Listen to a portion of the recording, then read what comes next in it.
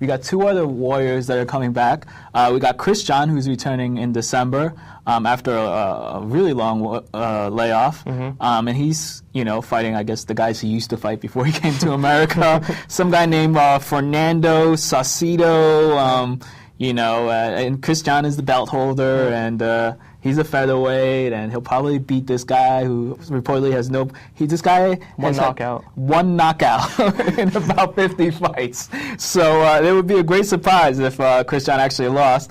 And from Chris John, we go to another guy who used to be a featherweight, Erik Morales. He's fighting a tougher guy. He's fighting a tougher guy, right?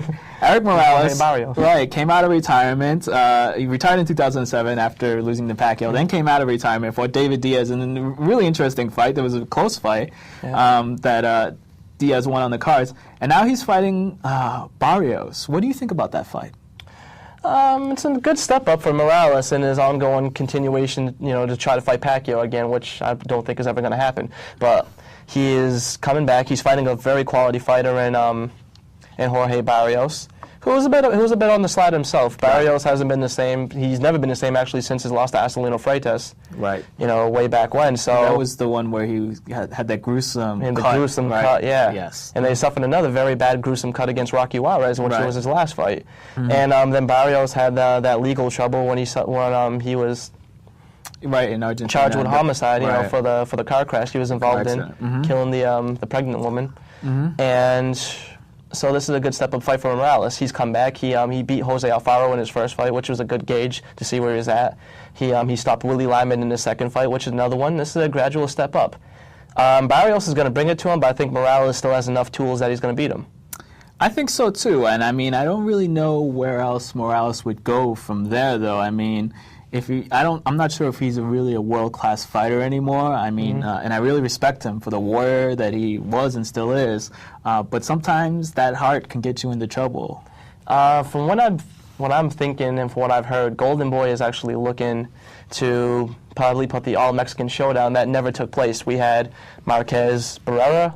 We had Barrera-Morales. We never had Marquez-Morales. And I think that's what they're going to try to push eventually.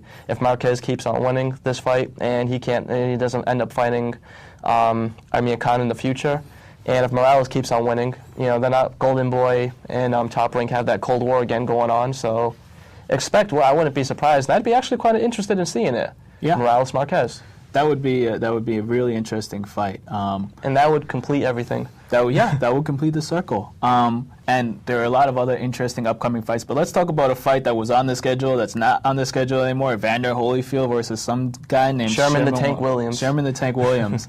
That fight has been taken off the schedule, thankfully. So that's one instance where I'm happy that a fight hasn't been made.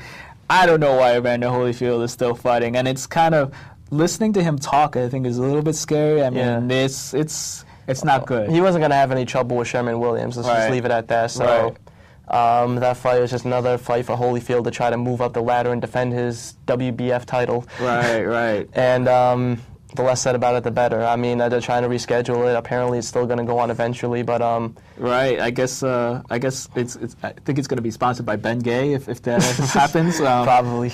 I guess. But Sherman Williams was a guy that used to be on the heavyweight explosion cards back in the 90s and 2000s. He's still puttering on, and let's move on. Let's move on. Let's move on to the next night, actually. On Saturday, November 6th, we have JuanMa Lopez versus Rafael Marquez. That has all the signs of being a really interesting fight. What do you think about that matchup? It's a very exciting fight. I'm really looking forward to it right now. Lopez is one of the toughest guys out there, one of the best boxers, young rising stars from Puerto Rico. People are comparing him to the mold again, Felix Trinidad. Some people are even saying Wilfredo Gomez because of the size. And he's fighting Rafael Marquez, who had two of the greatest fights of all time. Three of the greatest, that trilogy he had with Israel Vasquez. Right. And you put those two together, considering the rivalry, Mexico against Puerto Rico, you're looking for fireworks. That's and what's really interesting to me, though, with the wild card is I don't really know how much Rafael Marquez has left. The last time I saw him in the ring, it was versus Israel Vasquez in their fourth fight. But Vasquez didn't really have much a left. lot left. So Marquez looked impressive, but we'll see how he does against the young guy. And the other fights happened that night: Alan Green versus Glenn Johnson. Now this, I think, two replacements in the Super Six. Right. That's kind of an interesting fight. There have been some speculation as to whether Glenn Johnson could actually make weight anymore. I mean, he was fighting at light heavyweight. And he looked overweight in his last fight. Did. And he's long in the tooth. Glenn Johnson is an older fighter. Let's, can't give him the benefit of the doubt anymore. He is getting up there in age.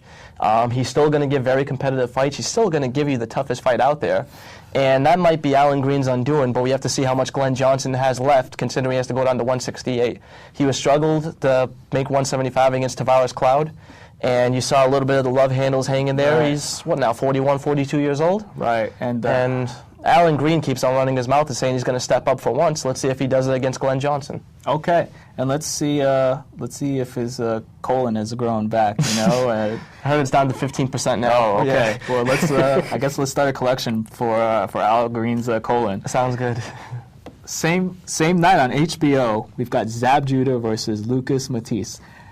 The older, more mature Zab Judah. This is yes. What, the 50th time that we've been told Zab Judah has finally grown up and matured? What do you think about this? We've seen Zab Judah mature for one night. One night he had to put it all together when he fought Corey Spinks in the rematch for the welterweight title. We saw the potential that Judah has in that night. Right. If he can put that together again, and granted he still could, he hasn't taken that many beatings, he hasn't been in a lot of wars in his career, he hasn't had that much mileage on him as far as we know. If he could put that together, he could be a very big factor in the junior welterweight division. And if he says he's training as well as, if he's training as well as he says he is, this could be his first step back to redemption. Maybe. I actually talked to Francisco over the weekend about this fight. He's picking Matisse in the upset, and Matisse is a guy who's had a lot of knockouts, and we'll see. We'll see how Judah holds up. I also thought, though, that Judah did good versus Cotto. I mean, he stayed in there. He lost the fight, but he, rocked Cotto a couple of times. Always remember, Zab Judah never gets blown out unless you're fighting Costa Zoo. Right. He never gets blown out. He always gets a competitive fight. He was beating Mayweather in the beginning. He was beating Cotto in the beginning. He's beating Baldomir. Yeah, he's a front runner. But if you keep on putting the pressure on him, he ends up pettering out after a while. Right. So let's hope that Judah, has put it all together, and because I really think that he can be a player in the junior welterweight division. I'd love to see Judah if he has his mind straight and he puts the skills together. I'd love to see Judah against the likes of Tim Bradley, Devon Alexander, right? The other Amir Khan. There's a lot of great fights to be made in that division. Night, any of those guys could be the best fighters. So that would be great if Zab Judah can put himself. He could put himself right in the mix. Right. I'd like to see it. I've always been a Judah fan. Right. And before we sign off for today, I just want to mention that during our break, we had some deaths within the boxing community that I want to highlight. First was Jay Larkin, the longtime executive at Showtime Boxing. Instrumental in putting the Lewis-Tyson fight together. Right. And so our thoughts go out to his family and friends. We also had Murray Wilson, the manager of Yuri Foreman, pass away. You had some experience working with him. He was always a nice guy. Yeah, I used to talk to him on the phone a lot when I worked for Cedric Kushner, and nothing but good things to say about the man in the brief times I talked about him. Very devoted to his fighter. He brought Yuri Foreman from nothing all the way to a world championship, and may he rest in peace. He was a good person for the boxing community, and he really did a lot for Yuri Foreman. And, he's going to be missed. Yes, definitely. And on a personal note, I just want to say that I had a very close friend of mine pass away this past week. He was always a supporter of mine and the show and everything that I did. So my thoughts are with his friends and family. Maurice Lawrence, you're going to be missed. And rest in peace.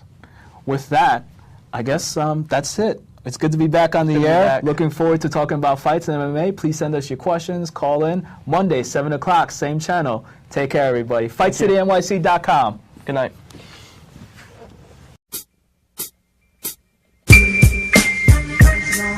Long